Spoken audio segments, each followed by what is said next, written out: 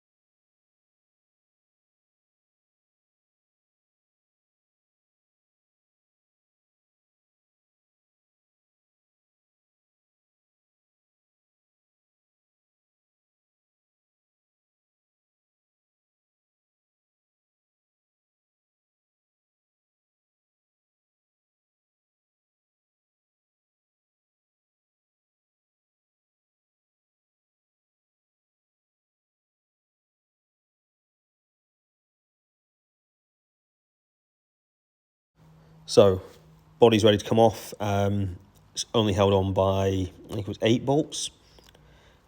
And I'm going to put it on top of the Kenworth just so it's out of the way.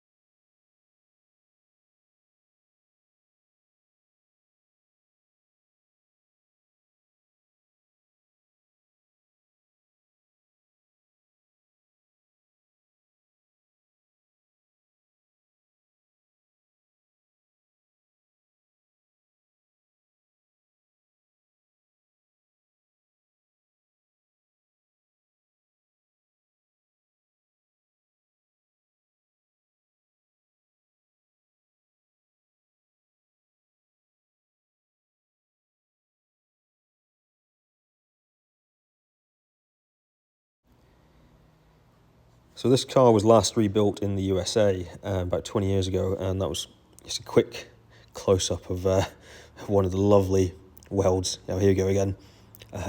Yeah, so to make the steering column pass through, they royally fucked that.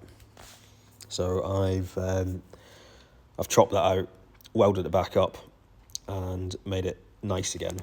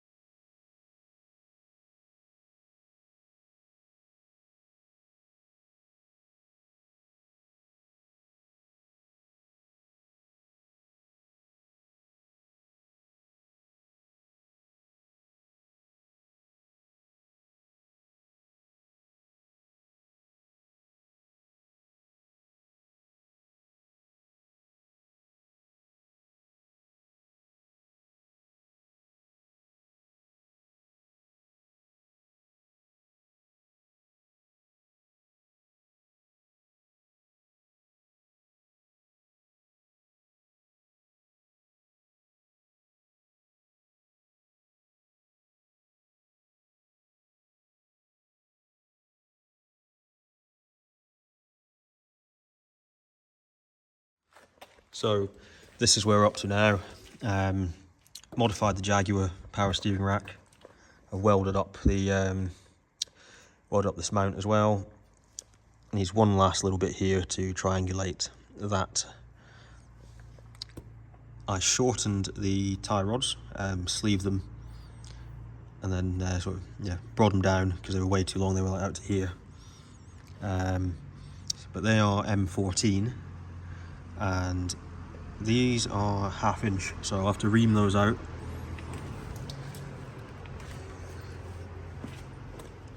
Done on the other side. I'd cut this chassis tube, so I'm going to bend a new one that comes from there and goes back to its original point. This now just holds a little bracket, which is completely overkill, but that holds the 3/4 inch rose joint that supports this setup down here. So we've got a Jaguar lower steering column. I've welded a UJ to it. Then we've got a little bit of solid bar in there, and then we're on to an adapter UJ from the solid bar to the original Devin steering shaft. The reverser is going to replace the quickener, unless I find somewhere I can slide it in. But yeah, most likely going to replace the quickener because it doesn't need that anymore. That was from when it had the manual rack. So and these are for the pedal box. So the pedal box there, accelerator pedal, brake and clutch. There's the quickener. Sorry, not the quickener, the reverser. It's from Coleman. Really nice little piece. So you put in, say, a right-hand input. This will put a left-hand input out, which then gives you a right-hand result from the steering rack, or a resultant right-hand turn from the steering rack. I'm going to triangulate these back, but this whole setup, basically, little plate, so that allows me to bolt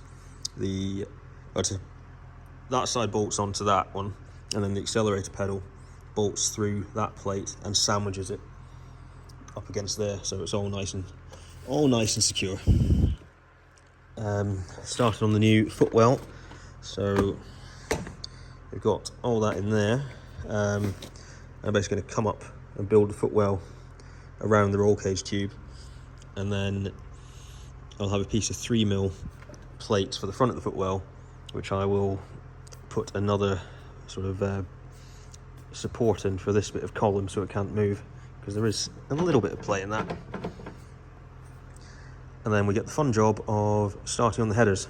Got some header flanges on the way. We're going to have to go sort of back up there, and then these two are going to have to come up, and that one's going to have to come up and over, and everything's going to have to go back down through that gap. And we are going for a rear exit exhaust this time rather than side pipes. So that's what I'm up to with this. I'll try and be a bit more useful and update it more. I've also ordered a GPS speedo sender for him, as it didn't have a working speedo. The speedo's in there, it just didn't work, it wasn't connected to anything.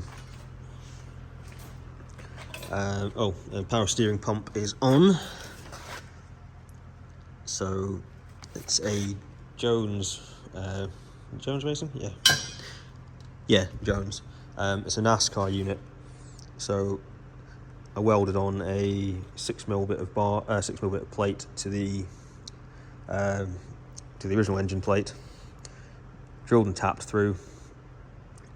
That's secured straight back to that, and we are about in line. I will just have to shim it slightly to get it perfect, but as you can see, pretty damn good. So that solves that problem. I'll put a little reservoir above it, or remote mount the reservoir somewhere, and then that is the power steering setup finished. And we're just on to sorting out the footwell area, and then the bodywork. So I've I've been trying to tidy up, but every time I do, I've got to make a mess to move stuff. So anyway, the Devin's down. I've started to epoxy in the headrest, so that's nice and hard now, and you can actually lift the body shell up from this.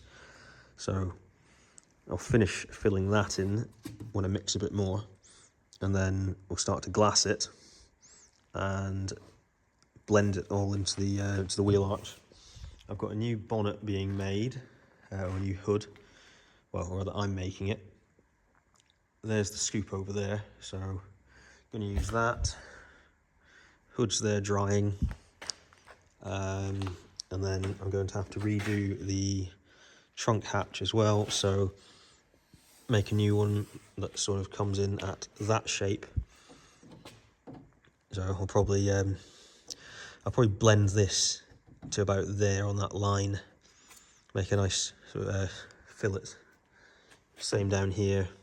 We'll bring that down into the bottom of the wheel arch, because I'm not chipping that off. So yeah, we'll just extend that down. Or I might actually bring it down further and sort of make it swoop right down into there. Not decided yet. And then the dash I'm probably going to do out of a few bits of the leftover carbon fibre as well. So it wants obviously all the gauges moving over. So I'll make a blanking panel out of carbon, screw it on over the top of that, and then I'll cut a panel out of carbon with all the gauge holes in it and stick it in there. Oh, and I've roughly marked out where this is going to go, which is a windshield off of a MGB. So it does look like it'll fit. I'm gonna have to, I'll measure up properly before I cut the holes, but I just wanted to make sure it was narrow enough to fit within the confines of the body, and it is. So we'll probably cut there, or around this area on both sides. That'll slot in, and then I'll fiberglass up a little bit of a fairing and blend it into the bottom of the windscreen, the windshield frame. And that is about as far as I've gotten with this, because I'm also building that camper van up there for someone, which means I've got zero time for my own stuff.